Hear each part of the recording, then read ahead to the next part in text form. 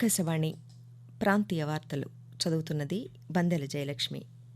ముఖ్యాంశాలు: ఏక్ భారత్ శ్రేష్ఠ భారత్ స్ఫూర్తిని సంక్రాంతి పండుగ ప్రతిబింబిస్తుందని ప్రధానమంత్రి నరేంద్ర మోదీ తెలిపారు. ఉభయ తెలుగు రాష్ట్రాల్లో ప్రజలు సంక్రాంతి సంబరాలను ఆనందోత్సాహాలతో జరుపుకుంటున్నారు.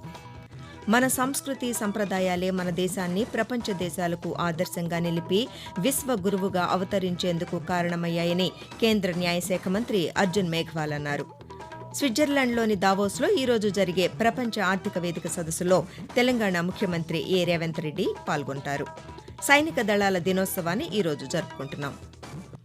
ప్రధానమంత్రి జన్జాతి ఆదివాసీ న్యాయ మహా అభియాన్ పథకంలో భాగంగా ప్రధానమంత్రి ఆవాస్ యోజన గ్రామీణ లబ్దిదారులకు తొలి దశలో 1,00,000 మందికి ప్రధానమంత్రి నరేంద్ర మోదీ ఈరోజు నిధులను విడుదల చేయనున్నారు. ఈ సందర్భంగా దేశంలోని 100 జిల్లాల్లోని చెంచు గిరిజనులతో దృశ్య మాధ్యమం ద్వారా ప్రధానమంత్రి మాట్లాడనున్నారు. ప్రకాశం జిల్లాలోని చెంచు గిరిజనులు ఈ కార్యక్రమాన్ని వీక్షించే విధంగా శ్రీశైలం ఐటీడీఏ ఆధ్వర్యంలో ఎర్రగొండపాలెంలోని మినీ గురుకులంలో భారీ ఎల్ఈడీ తెరను ఏర్పాటు చేశారు. జిల్లాలో 13,825 మంది చెంచు గిరిజనులు నివసిస్తున్నారు. ప్రధానమంత్రి ప్రసంగాన్ని వినేందుకు దాదాపు 300 మంది గిరిజనులు ఈ కార్యక్రమంలో ప్రత్యక్షంగా పాల్గొంటారని జిల్లా గిరిజన సంక్షేమ శాఖాధికారి జగన్నాథరావు తెలిపారు. కేంద్ర న్యాయశాఖ మంత్రి అర్జున్ రామ్ మేఘ్వాల్ సీతంపేట ఐటీడీఏ నుండి ఈ కార్యక్రమంలో పాల్గొంటున్నారు. పార్వతీపురం మన్యం జిల్లాలో గల సీతంపేట పార్వతీపురం ఐటీడీఏ పరిధిలో గల గిరిజనులు ఇందులో పాల్గొని ప్రధానమంత్రితో నేరుగా మాట్లాడనున్నారు. విజయనగరం జిల్లా గంట్యాడ మండలం డెప్పూరు గ్రామంలో ప్రధానమంత్రి ప్రసంగాన్ని వీక్షించే ఏర్పాట్లు చేసినట్లు గిరిజన సంక్షేమాధికారి టి చంద్రశేఖరరావు చెప్పారు. జిల్లాలో 4,000 మంది గిరిజనులు ఉన్నారని, వారందరికీ ఈ జన్మన్ పథకం వర్తిస్తుందని పేర్కొన్నారు. ఈరోజు మకర సంక్రాంతి పర్వదినాన్ని ప్రజలు ఆనందోత్సాహాలతో సంప్రదాయబద్దంగా జరుపుకుంటున్నారు. సూర్యుడు ఒక రాశి నుండి మరొక రాశిలోకి ప్రవేశించే సమయాన్ని సంక్రాంతి అంటారు. సూర్యుడు మకర రాశిలోకి ప్రవేశిస్తుండటంతో ఈ పండుగను మకర సంక్రాంతి అంటారు. మకర సంక్రాంతి సందర్భంగా ఆంధ్రప్రదేశ్, తెలంగాణ రాష్ట్రాల్లోని పల్లెల్లో సందడి వాతావరణం నెలకొంది. అందమైన రంగవల్లులు, హరిదాసు కీర్తనలు, ఎడ్ల పందాలు, కోడి పందాలు, గాలిలోకి ఎగిరే పతంగులతో పల్లెటూళ్లు కళకళలాడుతున్నాయి. సంక్రాంతి పండుగ నేపథ్యంలో నగరాలు, పట్టణాలలోని వారంతా గ్రామాలకు చేరుకోవడంతో తెలుగు రాష్ట్రాలలోని నగరాలు, పట్టణాలు బోసిపోయాయి. వాహనాలతో ఎప్పుడూ రద్దీగా ఉండే కూడళ్లు ఖాళీగా కనిపిస్తున్నాయి. ఆంధ్రప్రదేశ్ ముఖ్యమంత్రి క్యాంపు కార్యాలయంలో సంక్రాంతి సంబరాలు ఘనంగా నిర్వహించారు. సంప్రదాయ పంచకట్టుతో సతీ సమేతంగా ముఖ్యమంత్రి వైఎస్ జగన్మోహన్ రెడ్డి ఈ వేడుకల్లో పాల్గొన్నారు. గంగిరెద్దులకు సారెను సమర్పించడం, భోగిమంటలు, గోశాలలోని గోవులకు ప్రత్యేక పూజలు, హరిదాసులు కీర్తనలు, సాంస్కృతిక కార్యక్రమాలు, చిన్నారుల సంక్రాంతి నృత్యాలతో వేడుకలు కన్నుల పండువగా జరిగాయి. ముఖ్యమంత్రి క్యాంపు కార్యాలయం పక్కనే ఉన్న గోశాలను చక్కని పల్లెటూరు వాతావరణం ఉట్టిపడేలా తీర్చిదిద్దారు. ముత్యాల ముగ్గులు, రంగవల్లులు, గొబ్బెమ్మలు, గాలిపటాలు, ధాన్యాగారాలు, గడ్డివాములు, ఎడ్ల బండ్లతో గ్రామీణ వాతావరణం ప్రతిబింబింపజేశారు. ఏక్ భారత్ శ్రేష్ఠ భారత్ స్ఫూర్తిని సంక్రాంతి పండుగ ప్రతిబింబిస్తుందని ప్రధానమంత్రి నరేంద్ర మోదీ పేర్కొన్నారు. కాశీ తమిళ్, సౌరాష్ట్ర తమిళ్ సంగమాల్లో ఇదే భావన కనిపిస్తుందని చెప్పారు. మకర సంక్రాంతి పొంగల్ను పురస్కరించుకుని నిన్న ఢిల్లీలో కేంద్ర మంత్రి ఎల్ మురుగన్ నివాసంలో జరిగిన వేడుకలకు ప్రధానమంత్రి సంప్రదాయ వస్త్రధారణతో హాజరయ్యారు. ఈ సందర్భంగా ఆయన మాట్లాడుతూ తమిళనాడులో ప్రతి ఇంట ఈ పండుగ సందడి కనిపిస్తుందని చెప్పారు. ప్రజలందరి జీవితాల్లో ఆనందోత్సాహాలు, సుసంపన్నత వెల్లివిరియాలని ఆకాంక్షించారు. సంక్రాంతి రంగవల్లుల గురించి ప్రస్తావిస్తూ ఈ ముగ్గుల మాదిరిగానే దేశం నలుమూలలా భావోద్వేగంతో అనుసంధానమైతే భారత శక్తికి కొత్త రూపం వస్తుందన్నారు. 2047 నాటికి వికసిత్ భారత్ను నిర్మించేందుకు ఐక్యతాభావం అతిపెద్ద బలమని చెప్పారు. పొంగల్ సమయంలో కొత్త పంటలు దైవానికి నైవేద్యంగా సమర్పించడం వెనుక అన్నదాతలను ఈ పండుగకు కేంద్ర బిందువు చేయడమనే అర్థముందన్నారు.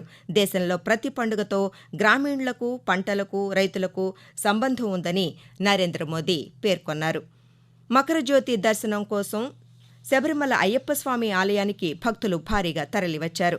భక్తుల పుణ్యస్నానాలతో పంపా తీరం కిక్కిరిసింది. యాత్రికుల రద్దీ దృష్ట్యా కట్టుదిట్టమైన ఏర్పాట్లు చేసినట్లు నిర్వాహకులు వెల్లడించారు. పండలం ప్యాలెస్ నుంచి తిరువాభరణాలతో శనివారం బయలుదేరిన ఊరేగింపు ఈరోజు సాయంకాలం ఆలయాన్ని చేరుకుంటుంది. ఆకాశవాణి ప్రాంతీయ వార్తలు వింటున్నారు. మన సంస్కృతి సంప్రదాయాలే మన దేశాన్ని ప్రపంచ దేశాలకు ఆదర్శంగా నిలిపి విశ్వ గురువుగా అవతరించేందుకు అడుగులు వేయడానికి కారణమయ్యాయని కేంద్ర న్యాయశాఖ మంత్రి అర్జున్ మేఘ్వాల్ అన్నారు. విశాఖలోని ఏయూ ఇంజనీరింగ్ కాలేజీ మైదానంలో రాజ్యసభ సభ్యుడు జీవీఎల్ నరసింహారావు ఆధ్వర్యంలో నిర్వహిస్తోన్న సంక్రాంతి సంబరాల్లో నిన్న కేంద్ర మంత్రి పాల్గొన్నారు. హరిదాసులు, గంగిరెద్దులు, తప్పెటగుళ్లు, డప్పు నృత్యాలు, కోలాటంతో కేంద్ర మంత్రికి కళాకారులు స్వాగతం పలికారు. ఈ సందర్భంగా కేంద్ర మంత్రి అర్జున్ మేఘ్వాల్ మాట్లాడుతూ భావితరానికి బలమైన పునాదులు మన సంస్కృతి సంప్రదాయాలతోనే ముడిపడి ఉన్నాయని చెప్పారు. భావి భారత పౌరులకు మన వారసత్వ సంపదను చాటి చెప్పేవి మన పండుగలేనన్నారు. యోగాలో మన ఖ్యాతి విశ్వవ్యాప్తమైందని, అలాగే అంతరిక్ష పరిశోధనల్లో మన దేశమే అగ్రస్థానంలో ఉందని తెలిపారు.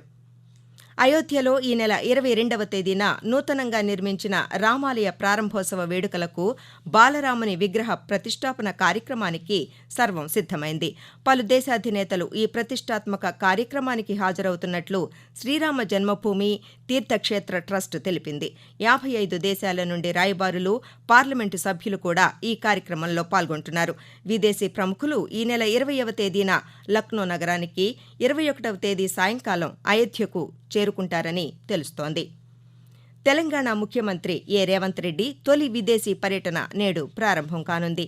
నేటి నుంచి ఈ నెల 19 వరకు స్విట్జర్లాండ్లోని దావోస్లో జరగనున్న ప్రపంచ ఆర్థిక వేదిక 54వ వార్షిక సదస్సులో పాల్గొనేందుకు ముఖ్యమంత్రి నేతృత్వంలో తెలంగాణ అధికారిక బృందం తరలివెళ్లింది. ఆయన వెంట రాష్ట్ర ఐటీ, పరిశ్రమల శాఖ మంత్రి డి. శ్రీధర్ బాబు, ఉన్నతాధికారులు ఉన్నారు. రాష్ట్రంలో భారీ పెట్టుబడులే లక్ష్యంగా తమ దావోస్ పర్యటన సాగుతుందని శ్రీధర్ బాబు తెలిపారు. తెలంగాణ ఏర్పడిన తర్వాత ప్రపంచ ఆర్థిక వేదిక సమావేశానికి వెళ్తున్న రాష్ట్ర అధికారిక బృందానికి ముఖ్యమంత్రి నేతృత్వం వహించడం ఇదే తొలిసారి అన్నారు. 3 రోజుల దావోస్ పర్యటనలో ముఖ్యమంత్రి రేవంత్ రెడ్డి బృందం దాదాపు 70 మందికి పైగా పారిశ్రామికవేత్తలను కలవనున్నారు. Novartis, Medtronic, AstraZeneca, Google, Uber, Mastercard, Bayer, LDC, UPL తదితర అంతర్జాతీయ సంస్థల సీఈఓలతో సమావేశం కానున్నారు.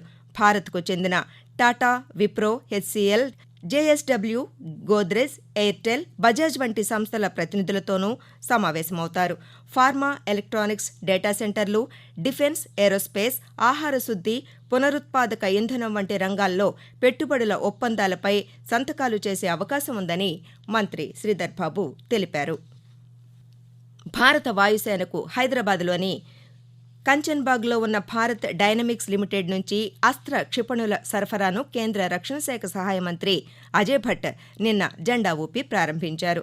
రక్షణ పరిశోధన, అభివృద్ధి సంస్థ డీఆర్డీఓ స్వదేశీ పరిజ్ఞానంతో అస్త్ర క్షిపణిని అభివృద్ధి చేసింది. గగనతలం నుంచి గగనతలానికి ప్రయోగించే ఈ క్షిపణి 100 కిలోమీటర్ల దూరంలో లక్ష్యాలను ఛేదిస్తుంది. ఈ సందర్భంగా భారత్ డైనమిక్స్ లిమిటెడ్ను మంత్రి అభినందించారు. దేశీయ అవసరాలతో పాటు విదేశాలకు ఎగుమతి చేయగల ఉత్పత్తి సామర్థ్యం ఇక్కడ ఉందని Bharat dynamics limited CMD commodore A. Madhavarao తెలిపారు. కార్యక్రమంలో డీఆర్డీఓ, భారత వాయుసేన అధికారులు పాల్గొన్నారు. అనంతరం హైదరాబాద్లోని డీఆర్డీఓకు చెందిన ఏపీజే అబ్దుల్ కలాం మిసైల్ కాంప్లెక్స్లోని రీసెర్చ్ సెంటర్ ఇమారత్ ఆర్సీఐను అజయ్ భట్ సందర్శించారు. డీఆర్డీఎల్, ఏఎస్ఎల్, ఆర్సీఐ ల్యాబ్ల డైరెక్టర్లు వారి పరిధిలో అభివృద్ధి చేసిన దేశీయ సాంకేతికతలు, క్షిపణి వ్యవస్థల ప్రదర్శనను తిలకించారు. సైనిక దళాల దినోత్సవాన్ని ఈరోజు జరుపుకుంటున్నాం. స్వతంత్ర భారత ప్రథమ సైనిక దళాల అధిపతిగా ఫీల్డ్ మార్షల్ కెఎం కరియప్ప జనవరి 15, 1949న బాధ్యతలు స్వీకరించారు. ఆకాశవాణి ప్రాంతీయ వార్తలు ముగించే ముందు ముఖ్యాంశాలు మరోసారి. ఏక్ భారత్ శ్రేష్ఠ భారత్ స్ఫూర్తిని సంక్రాంతి పండుగ ప్రతిబింబిస్తుందని ప్రధానమంత్రి నరేంద్ర మోదీ తెలిపారు. ఉభయ తెలుగు రాష్ట్రాల్లో ప్రజలు సంక్రాంతి సంబరాలను ఆనందోత్సాహాలతో జరుపుకుంటున్నారు. మన సంస్కృతి సంప్రదాయాలే మన దేశాన్ని ప్రపంచ దేశాలకు ఆదర్శంగా నిలిపి విశ్వగురువుగా అవతరించేందుకు కారణమయ్యాయని కేంద్ర న్యాయశాఖ మంత్రి అర్జున్ మేఘ్వాల్ అన్నారు. స్విట్జర్లాండ్లోని దావోస్లో ఈ రోజు జరిగే ప్రపంచ ఆర్థిక వేదిక సదస్సులో తెలంగాణ ముఖ్యమంత్రి రేవంత్ రెడ్డి పాల్గొంటారు. సైనిక దళాల దినోత్సవాన్ని ఈ రోజు జరుపుకుంటున్నాం. ఆకాశవాణి ప్రాంతీయ వార్తలు ఇంతటితో సమాప్తం.